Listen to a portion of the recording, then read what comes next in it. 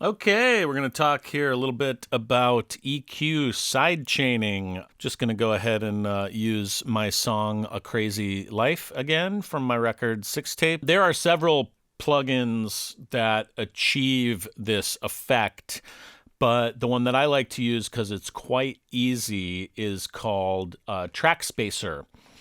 And it's by a company called Waves Factory, not to be confused with Waves. And basically all that it's doing is it's taking an input, in this case from the vocal bus, and it is in real time analyzing the EQ of that vocal bus or whatever you choose.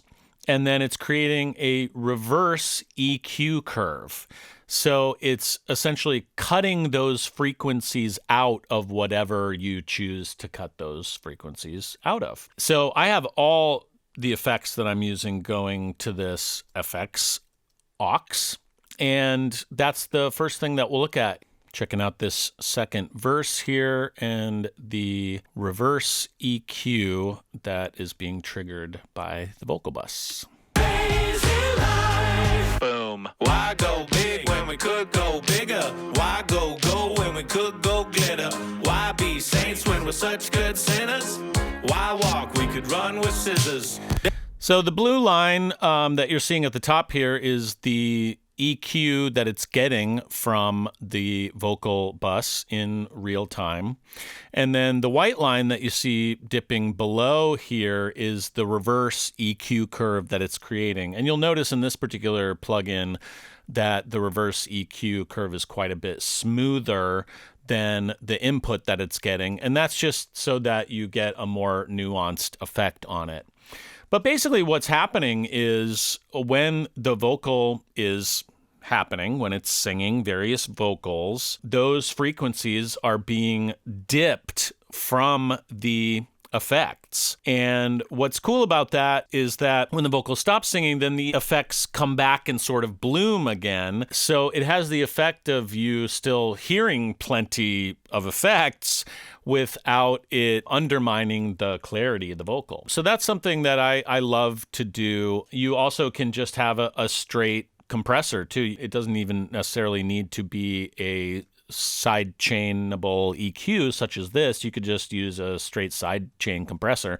And I'm doing that on this track as well. So again, there's a vocal bus and that's being sent to this compressor. And then I have the sidechain key input set to receive that information. And then it's just a straight compressor. So basically when the vocal is singing at an attack and release and ratio of my choice, the overall effects on the song are ducking.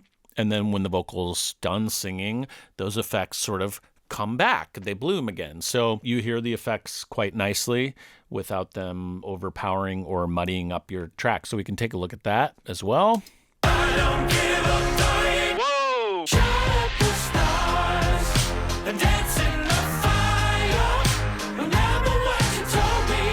It's a crazy life. So when you get tired of losing your mind, remember what you... So I don't know if you're hearing that well or not in this particular case, but basically when the vocal's done singing, then you hear the effects, which mentally kind of tricks you into thinking, oh, there's a lot of effects on that vocal and that sounds nice. But then when the vocal's singing, you get the clarity. You can not only do this with your master effects in your track, but you can actually do it on the entire track. And I am also doing that using the same Track Spacer plugin. So basically I have all of my instruments going to this master aux here. I could easily call it an instrumental aux, and actually in my new template, I do call it, I think, an inst aux. So basically, everything but the vocals is going to this master aux or instrumental aux. What's happening in this case is I have this, again, sidechain EQ Track Spacer plugin by Waves Factory, which is taking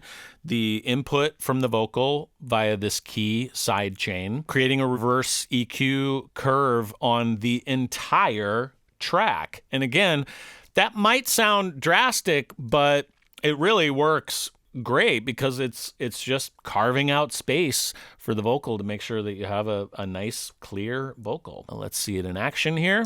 Crazy life.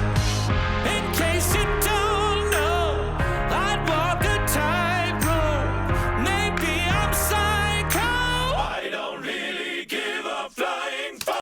There you go. And, when you're doing something like that on your master aux or instrumental aux, whatever you choose to call it, you're probably going to want to have it be more subtle, because if it's not subtle, it's going to make your song maybe sound kind of weird. If you're just doing a few dB of compression, it's not really compression, it's creating a reverse EQ curve, but you can kind of think of it like compression, then it's just going to have this nice effect of making sure that your vocal is nice and clear.